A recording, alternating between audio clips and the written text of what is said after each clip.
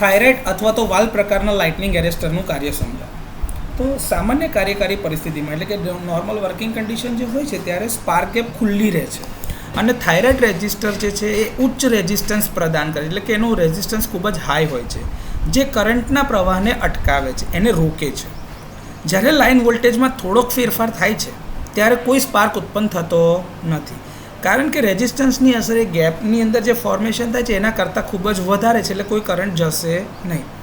પરંતુ જ્યારે આવો વીજળીનો ઝટકો આવે અથવા તો સર્જ આવે છે ત્યારે વોલ્ટેજ એ સ્પાર્ક ગેપના બ્રેકડાઉન લેવલ કરતાં વધી જાય છે, જેના કારણે ગેપનું બ્રેકડાઉન થાય છે અને એ ગેપ કંડક્ટ થાય છે. હવે એ કંડક્ટ થાય છે ત્યારે જે વોલ્ટેજના વધારાનો જે દર છે એ ફેરફારનો દર ખૂબ જ ઝડપી છે, એટલે ગેપના અસંતુલિત કેપેસિટન્સના કારણે ગેપમાં આર્ક ઉત્પન્ન થાય છે. થાઇરોઇડ રેઝિસ્ટર પછી વોલ્ટેજને મર્યાદિત કરે છે, એટલે કે એને કંટ્રોલ કરે છે, લિમિટ કરે છે અને વધારાની ઉર્જાને જમીન એટલે કે અર્થ તરફ લઈ જાય છે.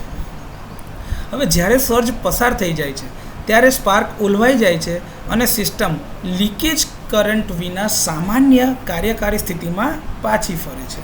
તો આવી રીતે થાઇરોઇડ અથવા તો વાલ્વ પ્રકારના લાઇટનિંગ એરેસ્ટર કાર્ય કરે છે.